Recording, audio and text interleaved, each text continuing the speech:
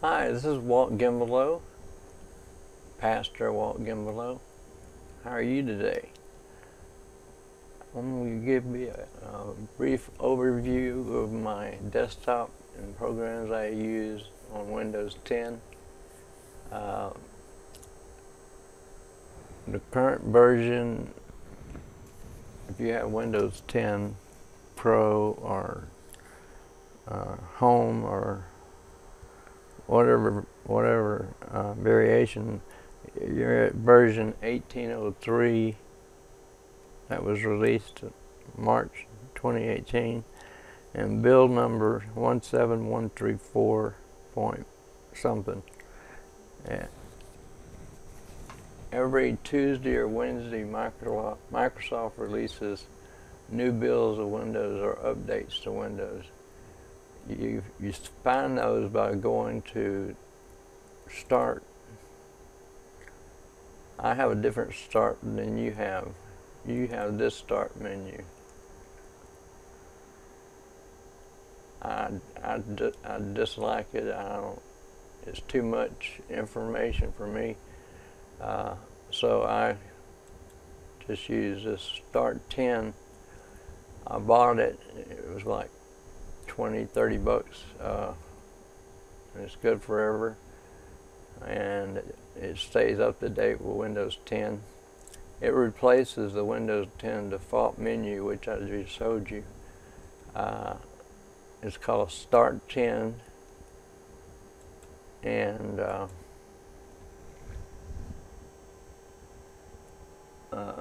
you can do a lot of things with it. It's just like the Windows 7 and Start menu. You got recent things you've done. You got stuff over here you can click on. You can click on all programs. You can see all the programs you've installed, just like in Windows 7. And just search the web for Start 10, and it'll take you to, I use Firefox as my web browser. I always have, I always will. Enter into your search. I use startpage.com because it actually sends a search to Google anonymously, so Google can't keep track of my searches and attribute them to me. I'm searching using an anonymous ID using Startpage. It's free, and you can add it on to Firefox. I think Chrome, and I don't think there's one for IE yet. Maybe there is. Edge maybe. But anyway, you can also just set it as your home page. www.startpage.com. And so if we look for something like Start 10, which allows you to have a Windows 7 Start menu, and you can change the icon down here to something else. It offers various designs. So we Start 10, and it's from Stardot.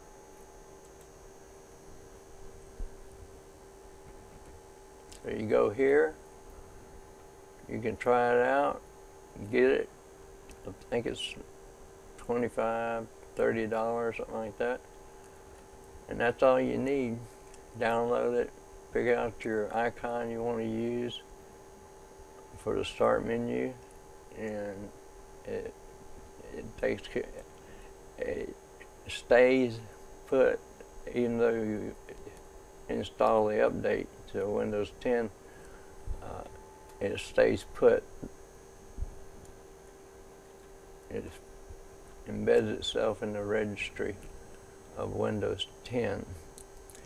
I wanted to show you some things that I do. Right now I'm using I'm in the Windows Pro Insider group, and you can become an insider by going to click Settings,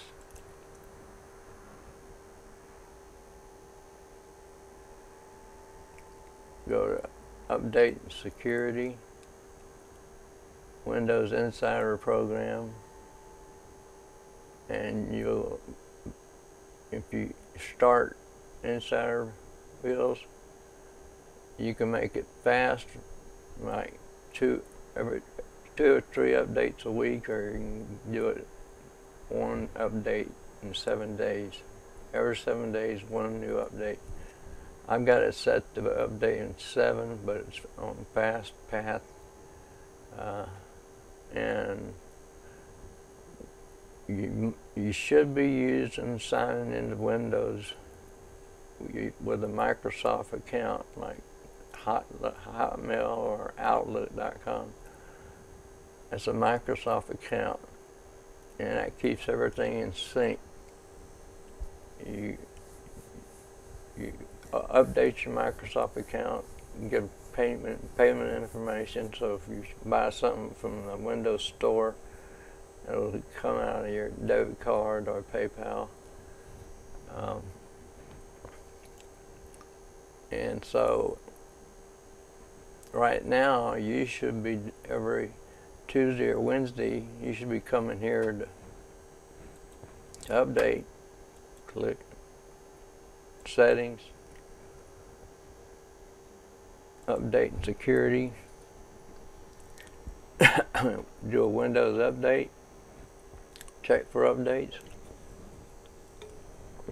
and usually on Tuesday nights and Wednesdays you'll see an update pending for Defender, or for if you got a Microsoft Office updates will appear there too. But usually it's called a cumulative update, and it takes a few minutes to download it, install it, and it reboots a couple times. See, I went to the Insider Preview. Everybody's that has a normal Windows 10 has build number 17184, and here I'm using a preview of a future build 18290. That's like 1,000 builds ahead. So I've got the latest and greatest Windows 10, the one they're working on right now. Be released future date. Okay. This is I have a D-Link camera out by my window, and I have a DNR 202L recording device. Works with the D-Link camera, and I have a 2 terabyte, 1 terabyte USB thumb drive plugged into it to store the video data, and I can stop it and go back. See, and at nighttime it's turned on infrared, so I can see almost to the edge of my yard. Excuse me. But down here you see I'm on Windows 10 Pro Insider Preview. This is an evaluation copy. Build 18290 RS, which is Redstone code name for a branch of Windows. They have multiple branches of Windows development, and they do that for a variety of reasons. And this is the build number, and there's sub number here. Every time I get a new build, it updates this number. I just updated it to 290 last night. But I'm on the bleeding edge, so if you're not real skilled in Windows, you should Cash? You want something to eat? Food? Look, food? Okay. I can minimize that so it's out of the way. I'm running, I've got Microsoft Office 2016. Here's Microsoft Office 2016, the components, and these two desktop I9s don't need to be there. Put them in the trash can. I actually didn't buy a copy of Office. I pay $10 a month to have access to Office products, and they're activated and they're full suite of Office, and it's software as a service. So I paid $10 a month service fee to have Microsoft 2016, Office 2016, and you'll find lots of software starting to be run as software as a service. And that way you can afford an expensive program if you're just paying $10 or $5 a month for it, to use it. I'm trying to memorize multiple verses in the Bible. And this is my current memory board, and so these are key scriptures that I wanted to learn and memorize, which I've been doing. I have an external network attached storage device. It's just a hard drive with an Ethernet connection that hooks into my local area network, where my computer hooks into, and that local area network has a wireless access point inside the router, or the modem. I call it a router. Modems don't route, they just talk. So you probably have a router. Even a modem can be a router too.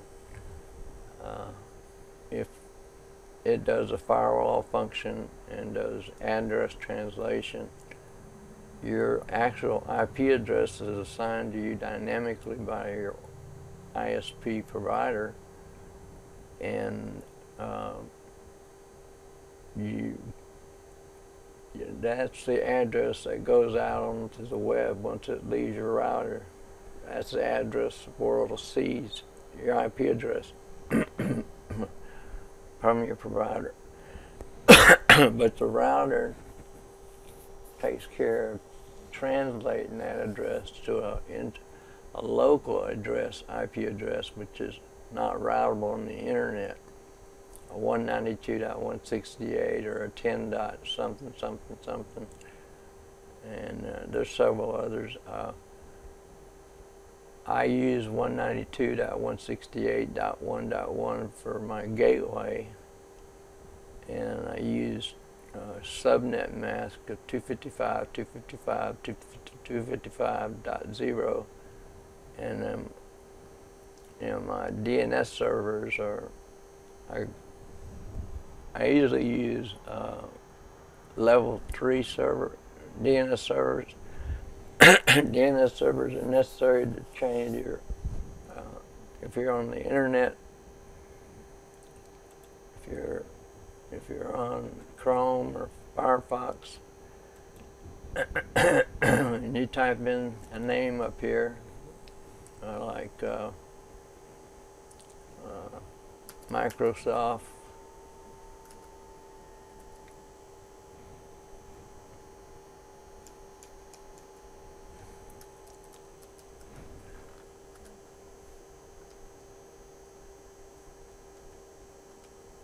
get rid of the start page there. .com. What the DNS does is your computer sends out a DNS query for that name to any nearby DNS server. There's DNS servers all over the world. Major cities have lots of DNS servers, especially the hubs, the NAPs, and network access points, the hubs, which there's many hubs, but you expect to find one in Chicago, Dallas, San Francisco, Los Angeles, New York, and all the big cities have these NAPs, network access points. That's where all the backbone of the internet ties in, equipment ties together.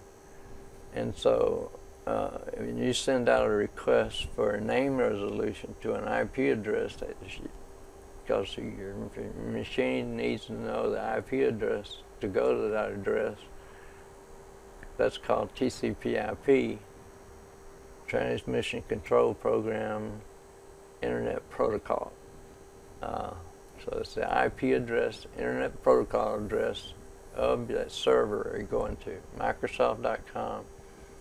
And they have many sites around the world, and they have servers at those sites. So you'll go to the closest server, your router, what you send a request to, your ISP's router, local router, and then that router will determine the best path to Microsoft.com, because it'll examine your DNS settings, server settings, go to that DNS server by its IP address, look up Microsoft.com, and return an address, IP address for Microsoft.com, and then it takes you to Microsoft.com server when you hit enter.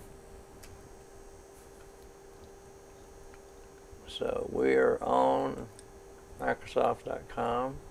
That translation of the IP address from a name to a number took milliseconds. If you have fast DNS servers assigned, you can override an ISP's DNS servers if they're slow. You can change that in the router or the modem, usually. They supply default DNS servers, which they own, and they're usually faster than any others, but sometimes Comcast has problems with their DNS routers and causes the internet to be slow, or the appearance of being slow, because it's taking too long to translate the domain name Microsoft.com to a real IP address. It has to go to a DNS server to look it up and get the real IP address, and that's how the internet works. Basically, there's a lot more to it, but I keep all my important documents in a network drive called Personal Cloud by Seagate. It's a 2 terabyte network drive. I mean, it's any computer on my network, wired or wireless, can access that network drive just by going to network, clicking on Personal Cloud, and clicking on public was where I put everything.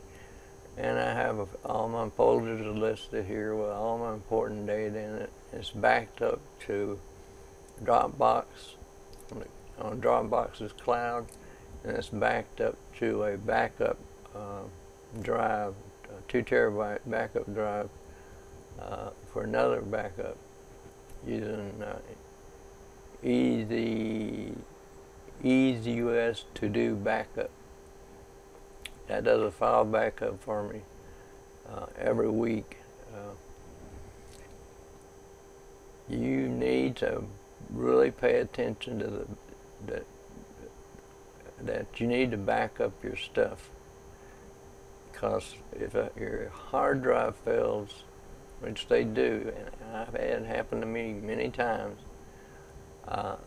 After one can fail 2 months after you buy it, or it could fail 6 years later. It could happen anytime.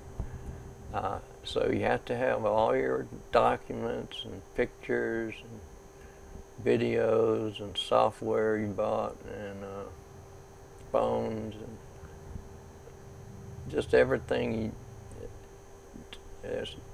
chronicle your life and your family's life, all the pictures and videos and music that you like. So this is a network storage device. It's I think about $200 or $150. It might be down to $89 right now. But you can get, there's different network storage device, not just Seagate, but Western Digital has one too, and some others have one. So I use Dropbox. It costs me $10 a month, and all my stuff from this network drive here has been backed up to Dropbox. And it's all up in the cloud in their servers, Dropbox servers. Nobody can see it. They don't, not even the Dropbox personnel, they don't have the encryption key. I have the encryption key. When you set up an account, you create an encryption key and you upload, you just send it all up.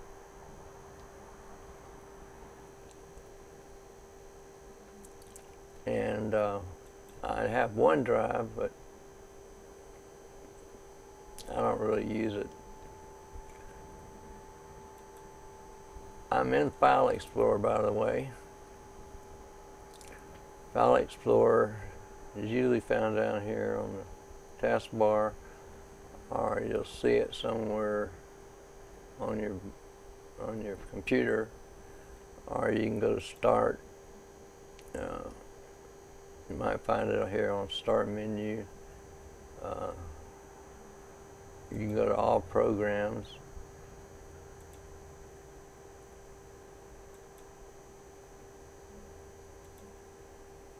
It's not going to be under Programs because it's a system component. So you look under Universal Applications, and it will certainly be there, I would think. No. Well, it's going to be on your desktop or down here on your taskbar after you install Windows 10 or Windows 8. Anyway, it used to be just Explorer, and that was integrated into the desktop, which is called Explorer. And when you had a problem with Explorer, that means you had a problem with the system, and you had to reboot, fix the problem. Now Explorer works separately from the desktop, so if you have a problem with Explorer, it doesn't crash the desktop. File Explorer lets you look and see what's on your computer and what's attached to your computer. You go to this PC and it gives you an idea of the devices you have. This is my system drive. This is my backup drive. I keep it full because I do a full backup and then I do incrementals. Things have changed since the last backup. This is a drive where I store encrypted, super encrypted data, so sensitive that I don't want anybody to get in there and see the data, because all the passwords to all my accounts, all my account data, it's all in there. It's not stored on a regular drive like the network drive, because a hacker can hack in anytime, or you run a program and a Trojan gets placed on your computer, and it records all your keystrokes when you sign into online banking. And they could install a Trojan to gather all your passwords. They can also install a Trojan that will let them browse through all your photos and upload your photos. They can erase your data, your photos and your files. They can make your machine unbootable, non-bootable. In other words, they can change the boot sector of the hard drive that you boot off of, the system drive. So be careful opening links in email and even online and text boxes. You know, sometimes, most of the time, links and text boxes don't hurt anything. They're just, people like to share something. But one out of 9 times you're going to hit one that's going to be a Facebook virus or a YouTube virus.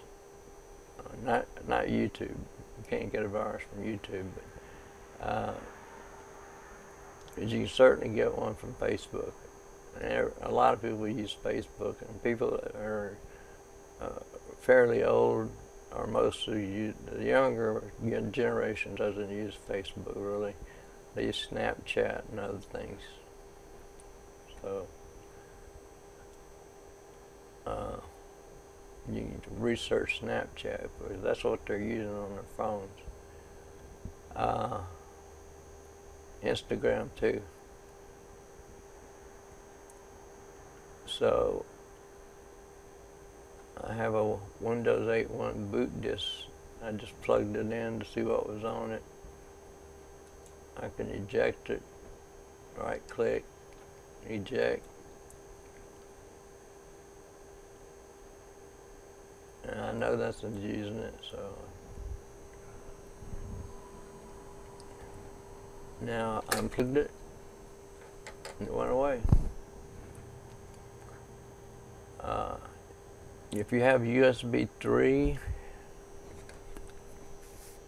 make sure when you buy USB devices, make sure they're USB 3 compliant. That means they have they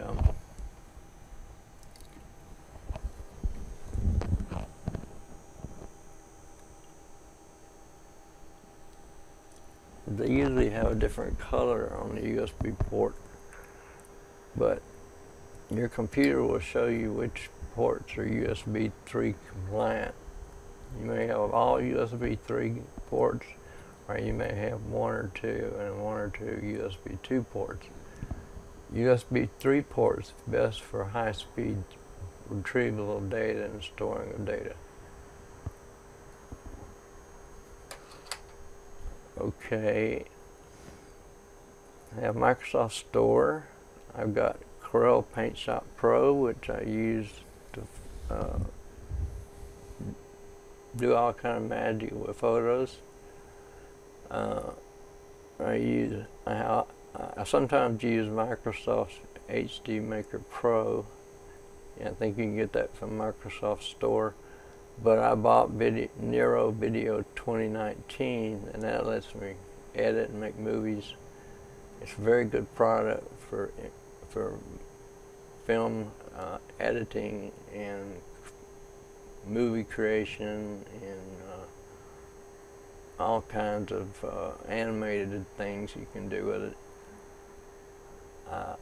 Microsoft Office Picture Manager is no longer included in Office since Office 10.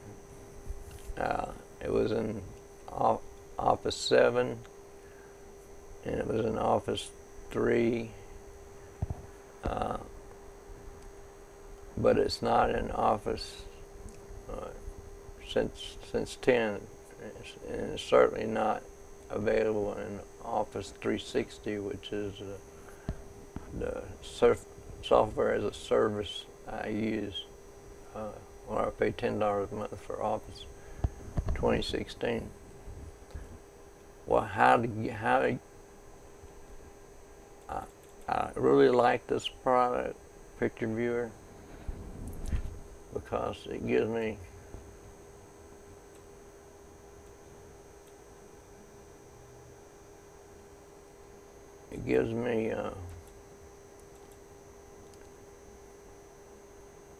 it lets me work on pictures. I had a liver transplant in 2008. I got my liver from this young man who died in a car wreck. Anyway, this is just my miscellaneous folder. But Microsoft Office is a good tool. You can do all kind of things with it. Edit, autocorrect. With editing, you can do brightness, color, crop, rotate and flip, red eye removal. Very good red eye removal product. Resize and compress. It all works great. I love it. I don't know why Microsoft discontinued it, but if you can get a copy of Office 7, if you can get a copy of Microsoft Office 7 with a valid activate key, you can install Microsoft Office but deselect everything except other tools. Under other tools, deselect all the other ones, Word, Excel, Access, PowerPoint. Deselect all of that and then go to Tools, Tools and other programs. Underneath there should be Microsoft Office Picture Manager. Click on that. That's the only thing you want to install in Office 7. Go through the install. When it's done, you'll have Microsoft Office Picture Manager on your desktop. And you'll have Office will show up in the installed programs. Microsoft Office. That's Microsoft Office 7. And this is the tools. This is some of the other tools. Say Microsoft Office Tools, Microsoft Office Picture Manager. I also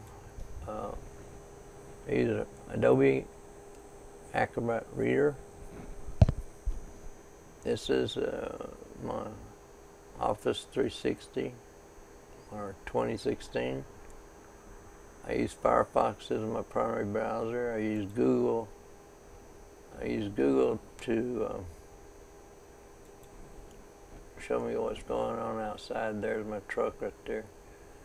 That's my front yard. It's about 5:30. It should be dark pretty soon. I'm in Houston, Texas. It's 5:30 right now.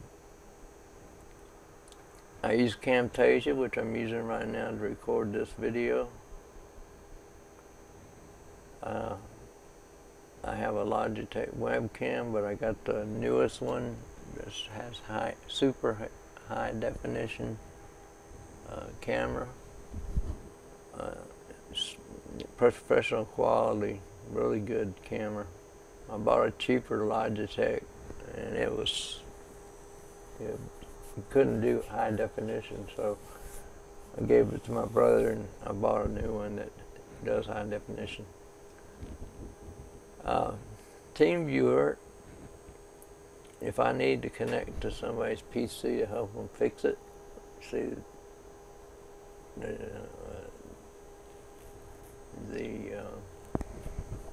detector detected low light, so it switched over to infrared.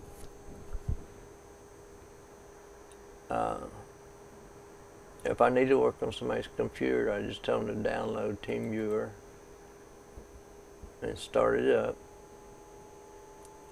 And I start it up on my side. And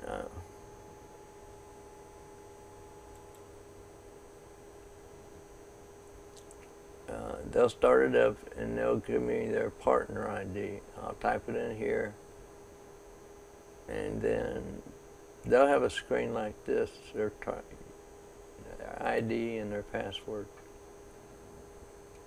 So they'll tell me to chat or over the phone their partner ID, and then I connect the password. And that'll let me take control of their machine, complete control, and fix whatever's wrong. I've been working with computers since the first PCs. I worked with mainframes years before the first PC came out. But when they came out, I got into it. I was building computers from the ground up, part by part. I know them pretty good, and I've participated in testing various versions of Windows, from Windows 95 all the way up to, I'm still testing Windows 10 advanced versions. So I use this for remote control to fix somebody's PC. And it's free for personal use. I keep track of the Gimbalo family tree. So I have Family Tree Maker.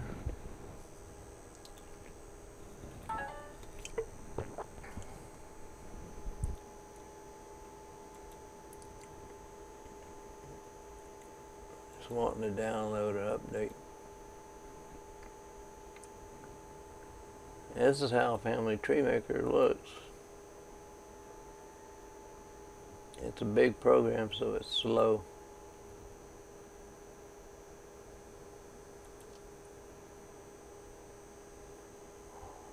I changed some things around, so I have to point it to the right place now. Personal cloud, public. Go down to documents. Go down to Family Tree, Gimbalo 2018, and here's the tree. I have not published my family tree up to Ancestry.com or any of those online family tree sites, because I have almost 1,200 people in my family group, and have sensitive information about each of them, right? The day they were born, and the maiden name, all this stuff is all recorded in here, and I just will not upload it. And I encourage, if you get a copy of the raw file of the database, do not upload it to any online family tree sites. We don't want all this to be made public. So I can click on the name, and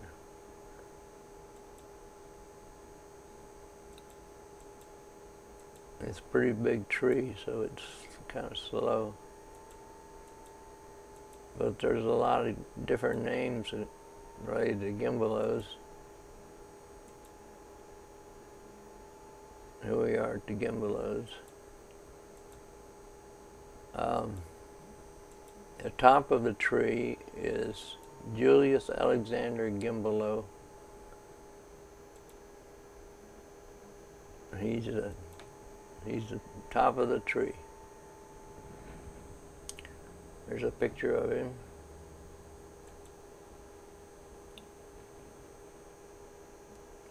Julius Alexander Gimbalo was born April 1856 in Paris, France. died in July 5th, 1924 in Winsboro, Louisiana. That's where I was born, Winsboro. He was married to 3 different women: Emily Lewis, Nancy Gardner, and Jane Wiggins. He had 12 kids with Emily, of which is the branch that I'm in. He had no kids with Nancy Gardner, but he had 7 with Jane Wiggins. So we have 2 main trees of the Gimbelot group. Under Jane Wiggins and Emily Lewis. I'm part of the Emily Lewis clan. My grandfather was Lewis Elmer. That's where my first name is Elmer. And he's married to Ruby Mae Dickerson. And he had 9 kids. My grandpa was one of his 9 kids, Leon Green. And he married Bertie Ford, my grandma Bertie. And it tells you, see, Julius, Lewis, Leon. And Leon Green had 1 wife and 12 kids. His oldest is my dad, Elmer W. Gimbelot. He married 5 different times. He married my mom, Eula, and this is me, and this is my brother Arvis, and my brother Pete. Pete's a pastor also. So that's how the family tree works. It's easy to do, fun to do. One of my cousins worked for the CIA. Somehow he did most of the completion of this family tree. I mean, I've just been keeping it up to date with newborns and deaths. And it's growing. We're in 7 generations now. Anyway, that's a family tree maker.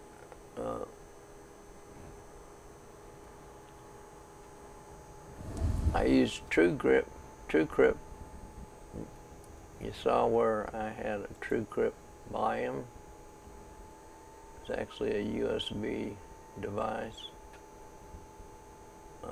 124 gigabytes, which actually is 119 gigabytes. And I use that to store confidential data, and I use TrueCrypt, this program, to access it. TrueCrypt is free, and it's widely used all over. And of course, I back up all my good files to Dropbox. It's in their cloud, up in their servers, farms, or wherever they have them. I won't use Google because Google's corrupt.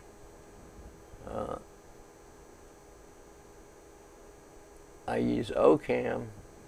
If there's a movie playing on the screen, I can actually use Ocam to capture that movie and save it as a movie file and play it back. It can capture any display on the screen. No matter what format it is, as long as it's displaying, I can use Ocam, which is free. And it lets me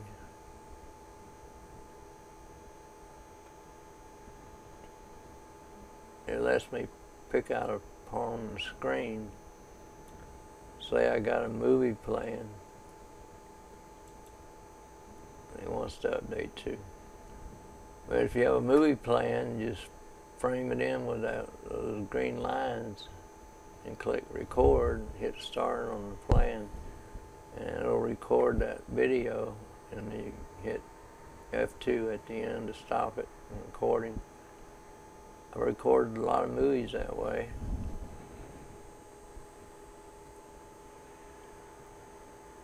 As you can see, it's a pretty simple setup.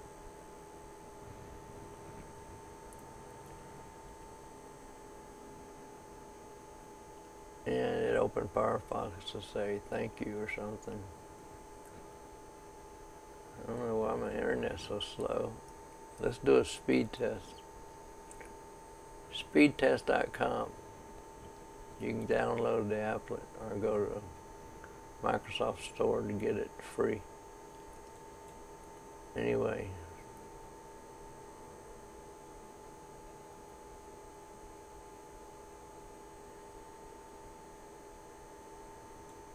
There's a boo-boo there. Okay, I'm getting 268 megabits per second. Back when I first started computers, it'd be good if we got 2.7 kilobits per second. Now we're talking about megabits. That's download. Upload, I only get 13 megabits per second, but that's fine.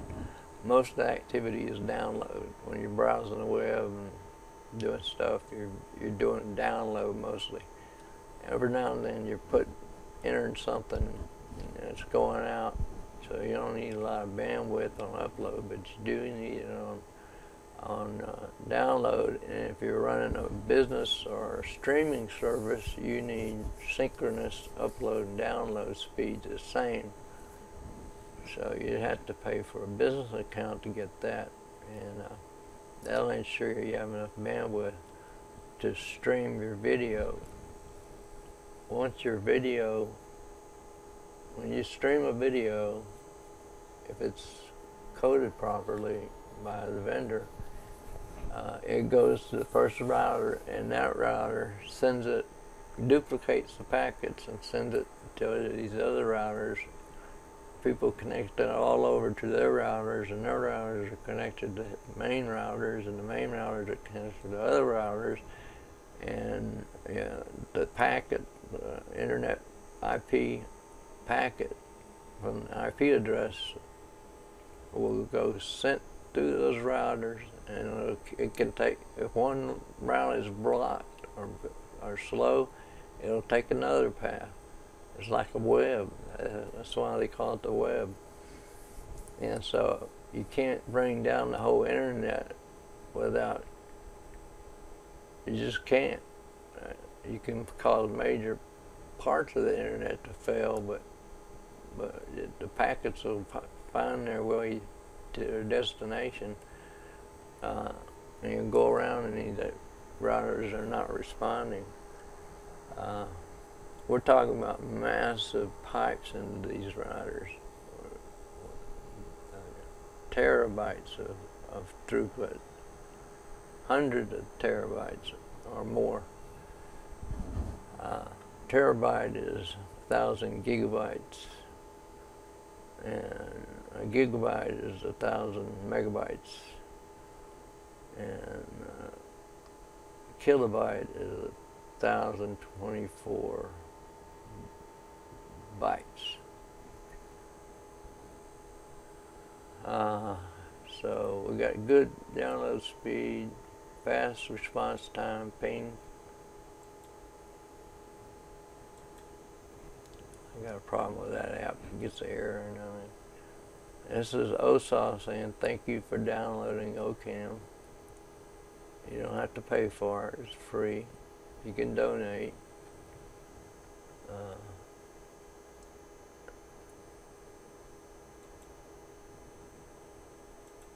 So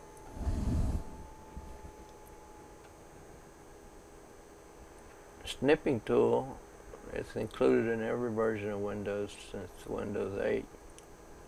I believe it started in Windows 8.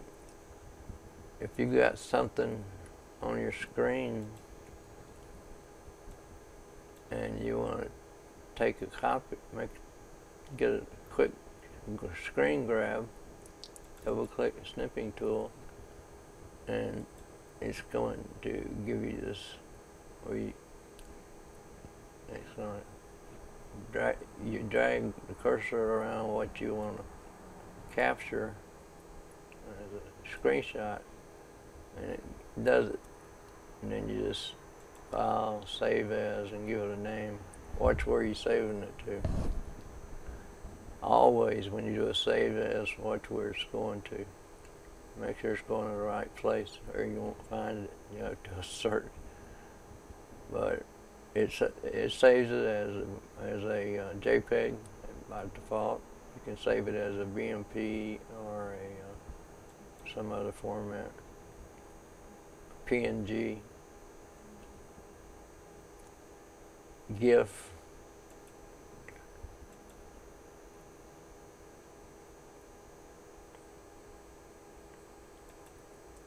Okay, that's how Snippet works. It's great for snipping something off the screen. You can even snip the whole screen. System Explorer is a free utility on the web and the internet. It's called System Explorer. It's made by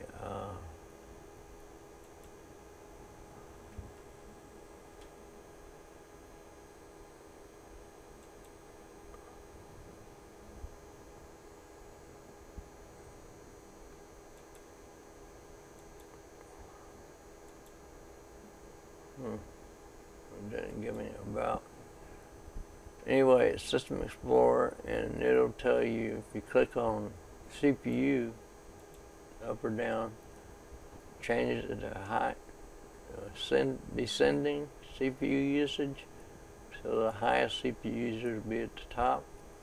The next camcorder, which I'm using to record this video. The next highest is Chrome. Chrome, when you start Chrome, it creates literally dozens, if not hundreds of these. Each one of these is a task that runs to get CPU time and memory. That's what's so bad about Chrome. It's a hog. It's a resource hog. Firefox only shows. I'm running Firefox here, and it doesn't even show up in the list. But it's there. Anyway, System Explorer is a good way. You can, if something's not behaving right and it's using up all the CPU and you can't get in, but you can start System Explorer from down here. Click on it and it starts it. OCamera's updated. I'll close it.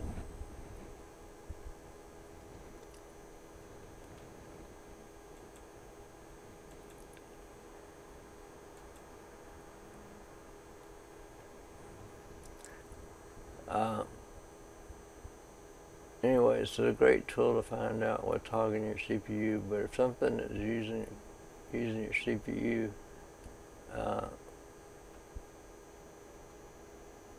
you can click on it and left click in process, just like taskbar, task manager. Task manager, you can do the same thing, but it's not detailed like System Explorer is. System Explorer tells you everything, and how the program was started, when was it last discovered, gives you CPU average. Okay, that's System Explorer. I use Ease US, same company that has the to-do backup application. Use Use Partition Manager or Partition Master. That's for people that really want to get technical, and I'm not going to go into it, but it helps you manage partitions on disk drives. That's all I'm going to say. It's very complicated, and you really have to understand what you're doing when you mess with this. Advanced IP scanner, remember I told you your ISP assigned you an IP address that's routable on the internet, and your router translates that address into a local address on your local network all your devices at your house.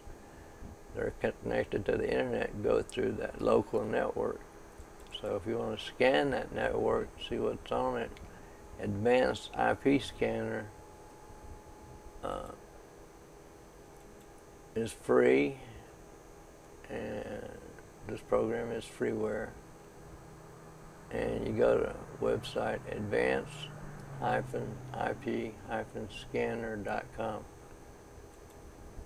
and you do a scan. You put in here 192.168.1.1, that's my router, and you can't go over 254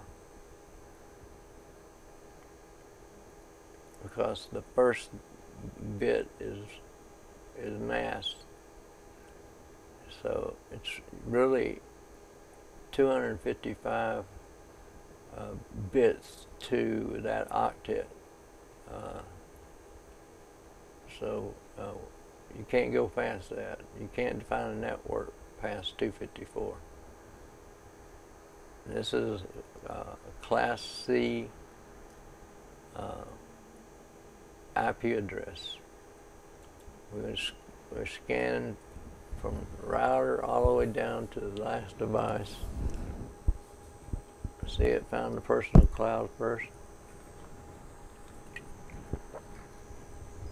That's my PC right there. You got a static IP address. The router gets a dynamic address from the Comcast internet provider, but the router translates that address to whichever one of these addresses in my network sent initial request. The reply comes back to that device in my network. Gives an address translation in the router. So there's my printer, there's my TV. I got a smart TV hooked into the internet. I watch YouTube, and I watch movies that are on my hard drive here. I've got a whole disk drive full of movies. These are my cameras and my recording devices for my camera. This is a little product I bought. I paid, I think it was about $80 on Amazon, and all you do is just it's got two antennas sticking out, and it's white, and it plugs into an electrical outlet, and has an electrical outlet on the side of it, on the front, for you to plug something else into it, so you don't lose that outlet port for electrical use for other appliances.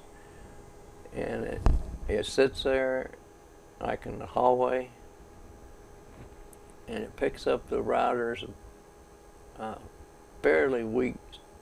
Sometimes the router signal can be strong, but if it passes through one or more walls or something very dense like a hot water heater or refrigerator, you'll get a low wireless speed rate on your phone or your whatever you have that's using wireless, like a laptop or a tablet. And so this shows you everything that's hooked up, and this is a wireless repeater right here. I've defined in the router that these are all from 1 to 200 are static IP addresses, which means I set them to that number and it'll stay that number inside the device.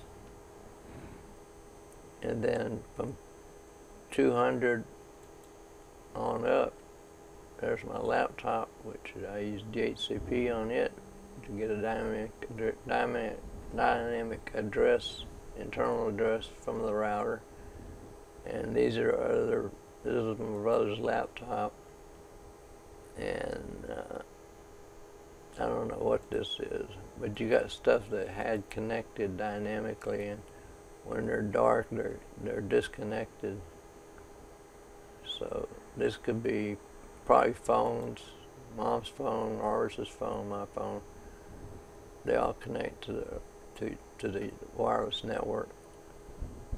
And my router is manufactured. The same router Microsoft or Comcast gives you is I bought my own, so otherwise Comcast will charge me $10 a month to rent the router. And I said, the hell with that, I'm just going to buy one, the same model. And I did, I got it off Amazon, and it's exactly the same as the one Comcast. I gave them back to the router, and it works like a dream. I just had to give them the serial number and everything on the back of the router, and they downloaded activation software into the router and caused my internet to come up, and it's fast. Got to pay extra for that fast internet.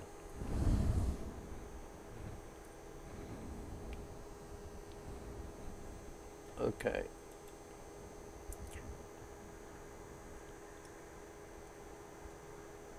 QFTP. I use that. I have several websites that I built, and this is really for advanced users. Most sites, they help you build your website, and you pay a premium for that. If you know HTML and PHP and some of the languages,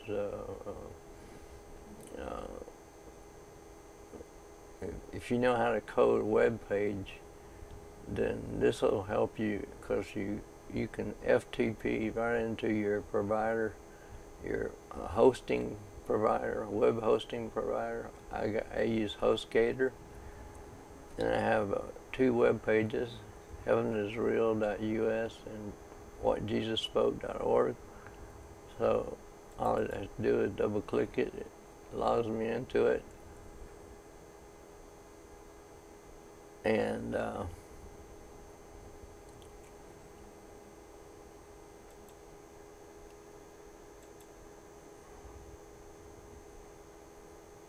you have to make sure you're on the right local.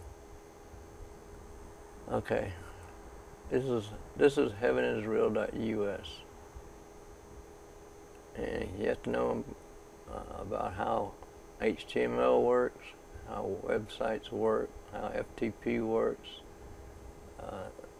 and you can go in and directly edit your home page or index HTML. It'll be home HTML, index home HTML, index HTML, index HTML, or default HTML. But when the web browser looks, when the host provider looks at your account and requests to display the web page, the provider will look for home.html, and they'll display that. Anyway, it's kind of complicated, so. And eSword is a great online Bible for the desktop. Makes it easy to search scripture and has notes attached, and it's great for doing searching the Word of God. File Explorer, it comes with Windows 10. ZevNet Backup. This I use. It costs me $4 a month, so it's software as a service. They could store all my favorites, all my bookmarks, stored on their cloud, and I back it up here too on my backup device. But all of these links here, all these links, everything under bookmarks, All this is all stored and backed up by ZebNet backup for Firefox. Of course, I use Firefox and Google. This lets me burn an ISO. An ISO is a disk image in digital format waiting to be burned into a CD or DVD. Sometimes you'll get an ISO from maybe Microsoft. Like you want to go back to the original Windows 10 ISO,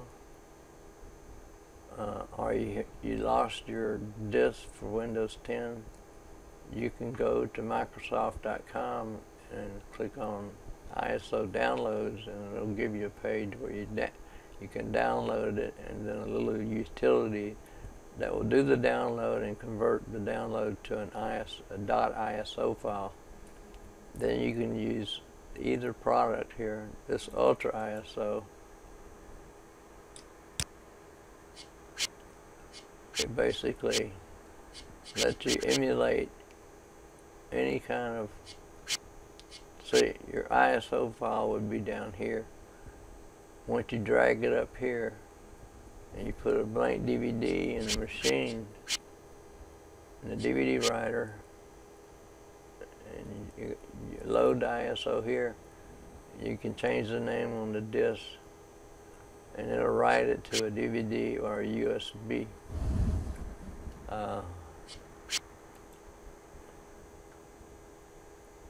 ISO disc is even simpler. It just takes whatever ISO you have and writes it to a DVD, put the ISO file there, browse for it, you downloaded it. Then you can say burn to USB. Make sure you got the right USB drive in there because it'll erase everything on it. And it'll probably default to MBR. And you just say start burn, and after it finishes you can boot to that USB stick and start Windows setup all over again, or whatever your ISO was made of. Skype I don't usually use. I use this a lot when I have a movie that's in AVI MP4 format. Super DVD Creator, it's the best investment I ever made. It's really easy to use.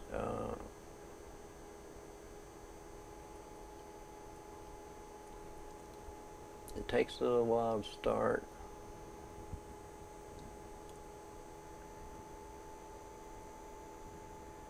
I use VLC Media Player to play my movies and DVDs.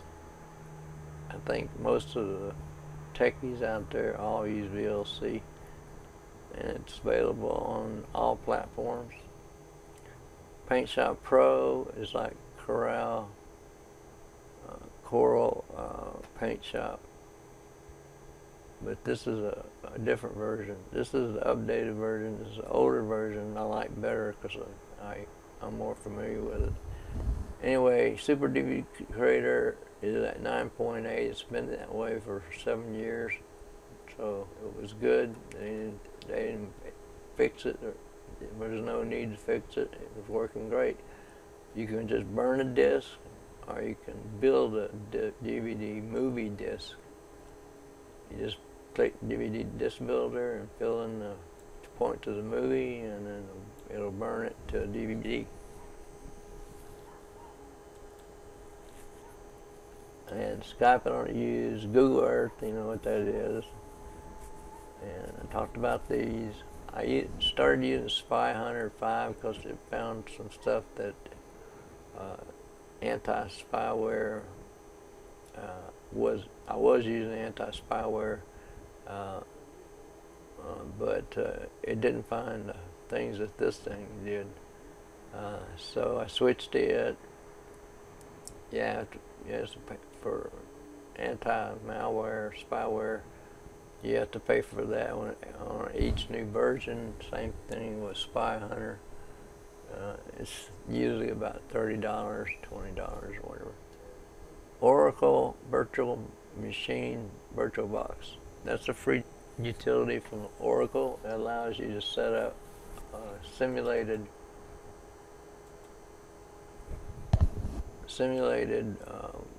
machines, PCs, where you can load different software and try it out. Right now I got Windows 10 on there. I can try out, and I got Linux Mint I've been playing with.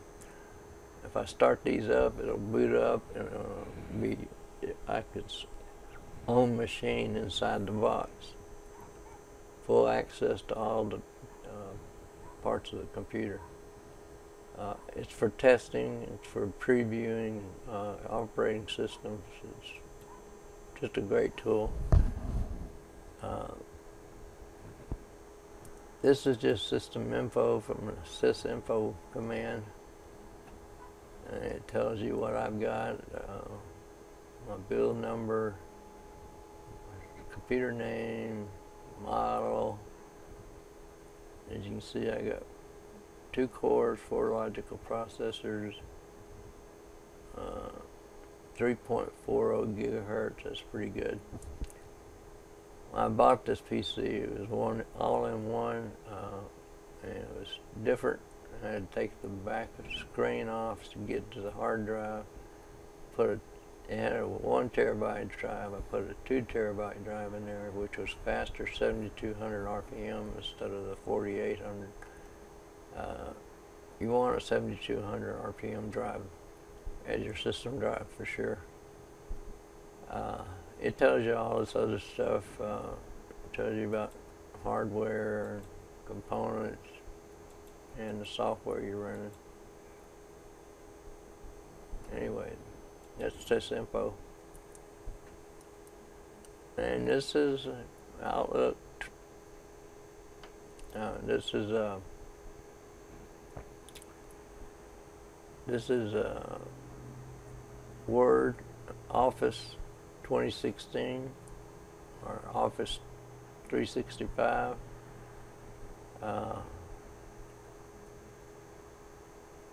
I use Outlook in the web browser with the Outlook web client to get the Outlook.com email, but I have a Gimbalo.org domain, and that's on an SMTP server hosted at appsforrent.com, and access it with the Office 2016 or 365 Outlook client, which is an SMTP client. It's just like if you work for a large corporation, they have SMTP servers for all of your internal email, and those machines are capable of processing email better than any other email service there is. Your company pays a fee for every client that uses the server. They pay for the server, and you have admins, server admins that can see all your mail, and they move your mail around and back it up. And so it comes up pretty quick. It's just another way of getting email. That's where all my I don't give that email address out, but to a few people. I send all of it to Outlook.com, which is a Microsoft account. And that's about it. Hope you enjoyed the little tour, and have fun with Windows. And if you want to live dangerously, join the Windows Insider program. But do check your updates. Start, settings, update and security, check for updates. You know, Windows does come with its own internal antivirus called Windows Defender, and also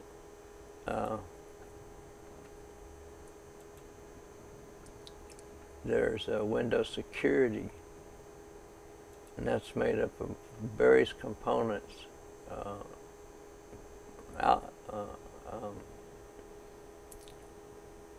Defender, account protection is added on. You have a firewall, and no need to alter it at all. It's set to keep you safe. You can control the security of apps and browsers and various devices and family options. So with that, and with a good anti-spyware or malware program like Spy Hunter, Windows Defender Security, right here. This is Spy Hunter, and they run at nighttime while I'm sleeping. This is Plex. If you have a bunch of movies, download Plex Media Server and set it up. It's easy to do, and you can reference it from another computer and play movies using the Plex client. And all it is it creates an environment where you can store your movies that you've bought or downloaded or rented and made a copy of. As long as you're not selling the copies, it's nothing wrong with downloading movies. Dropbox is always there to do the updates. Update a document or picture or something. This is Intel HD graphics. Bluetooth is enabled. This is Scotty, and I use him to keep something from altering my system. It will alert me that something is trying to change some system component, and I have to ask me for permission to let them do it or not, or deny it. So this is everything that starts when I boot the computer, and I know what every one of these are. But if something new comes along, like a Trojan wants to start itself every boot, it'll put itself in here and ask me in a message. It'll say, "Do you want to allow this?" And I say no. So that's the way, just the way I am. I try to be virus and malware free if all possible. Sometimes one sneaks in. This is System Explorer, I told you about it, and the rest you know about. Good luck, and I hope you enjoyed this, and God bless you and keep you, and may you have happy days ahead. Thanks. God bless.